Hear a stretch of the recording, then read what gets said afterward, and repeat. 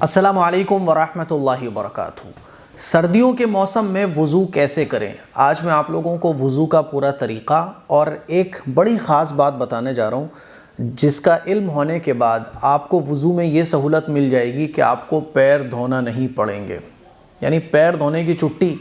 سب سے بڑا مسئلہ وضو میں پیروں کا ہی آتا ہے۔ ہم لوگ موزے پہنے ہوتے ہیں، جوتے پہنے ہوتے ہیں، اور پھر وضو کرنا ہوتا ہے تو موزے اتارو، پھر پیروں کو دھو، پھر دوبارہ موزے پہنو، تو پیر دھونے سے آپ کو بالکل چھٹی مل جائے گی۔ وضو کرنے کا طریقہ بالکل آسان ہے۔ سب سے پہلے تو آپ لوگ یہ سمجھ لیں کہ وضو میں 4 فرض ہوتے ہیں، ہے نا؟ نمبر 1 پورے چہرے کا دھونا، نمبر 2 کونیوں سمیت دونوں ہاتھوں کا دھونا، چوتھائی سر کا مسح کرنا، نمبر 4 دونوں پیروں کا دھونا۔ یہ 4 فرض ہوتے ہیں۔ ان 4 فرضوں کے علاوہ جتنی بھی چیزیں ہیں وہ سنتیں ہیں یا مستحب ہیں، جیسے کہ 3 مرتبہ سب سے پہلے ہاتھ دھونا، 3 مرتبہ کلی کرنا، 3 مرتبہ ناک میں پانی ڈالنا۔ تو یہ جو سب کچھ چل رہا ہے 3 مرتبہ، یہ سب سنتوں میں اس کا شمار ہوگا۔ پورے سر کا مسح کرنا، کانوں کا مسح کرنا، گردن کا مسح کرنا، یہ سب سنتوں میں اور مستحبات میں آ جائے گا۔ تو یہ 4 فرضوں کو یاد رکھ لیں آپ لوگ کہ ان 4 فرض کا مطلب ہوتا ہے کہ ہر حال میں آپ کو ان 4 چیزوں کو تو پورا کرنا ہی کرنا ہے۔ تو آپ کو سب سے پہلے کیا کرنا ہے؟ 3 مرتبہ ہاتھ دھونا ہے، اس کے بعد 3 مرتبہ کلی کرنا ہے، پھر 3 مرتبہ ناک میں پانی ڈالنا ہے، پھر 3 مرتبہ پورے چہرے کو دھونا ہے۔ 3 مرتبہ اس لیے شریعت میں حکم دیا گیا ہے کیونکہ 3 مرتبہ دھونے سے پوری چیز کمپلیٹ دھل جاتی ہے۔ 3 مرتبہ میں مان لیجیے نہ دھلے کبھی تو 4تھی مرتبہ بھی پانی آپ ڈال سکتے ہیں۔ 3 ایک ایسی لمٹ ہے 3 نمبر کی کہ جس سے آپ جیسے کپڑے دھوتے ہیں تو 3 مرتبہ، 3 نمبر پر جا کر آپ کی وہ چیز اچھے سے واش ہو جائے گی۔ جیسے ہاتھ اگر آپ دھونا چاہ رہے ہیں تو 3 مرتبہ جب آپ دھوئیں گے تو اچھے سے دھل جائیں گے، اسی لیے شریعت نے 3 کے عدد کو سنت قرار دیا ہے۔ تو پھر 3 مرتبہ چہرے کا دھونا، 3 مرتبہ کونیوں سمیت ہاتھ دھونا، پھر چوتھائی سر کا مسح کرنا، اور پورے سر کا مسح کرنا یہ سنت ہے۔ اور اس کے بعد آپ پیر دھو لیجئے تو وضو آپ کا کمپلیٹ ہو جائے گا۔ اب وہ خاص علم کی بات کیا ہے جس پر عمل کرنے سے پیر دھونے سے آپ بچ جائیں گے؟ وہ ہے خفین۔ خفین یعنی لیدر ساکس، چمڑے کے موزے، کپڑے کے اور کسی اور چیز کے نہیں، چمڑے کے موزے، لیدر ساکس۔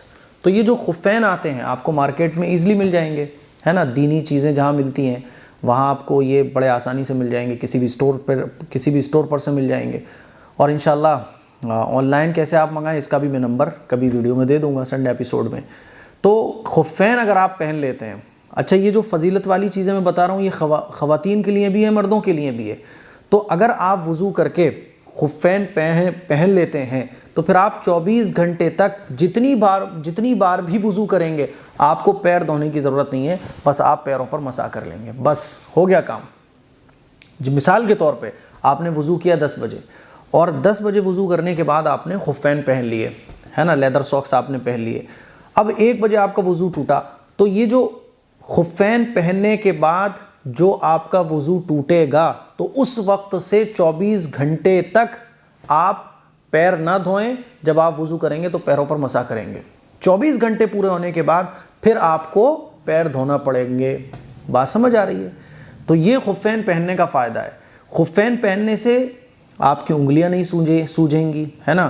بعض لوگوں کی انگلیاں سوج جاتی ہیں، ایڑیاں پھٹتی ہیں۔ خفین پہننے سے جو ہے نا آپ کے پیر گرم رہیں گے، سردی کا اثر نہیں پڑے گا۔ اور سب سے بڑی بات کہ خفین نبی علیہ الصلوۃ والسلام کی سنت ہے، تو اس سنت پر عمل کرنے کا بھی ثواب ملے گا۔ تو میرے عزیز بھائیوں، میری بہنوں، سردیوں کے موسم میں آپ اس طرح سے وضو کریں، خفین لے آئیں، بہت فائدے ہیں۔ خفین پہنیں، وضو کریں، خفین پہنیں۔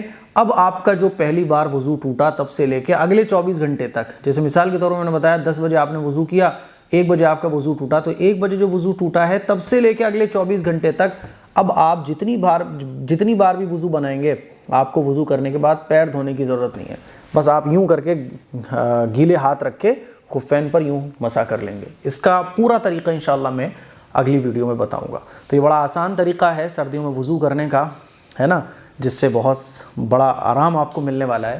اس کلپ کو شیئر کریں، دوسروں تک پہنچائیں۔ السلام علیکم ورحمۃ اللہ وبرکاتہ۔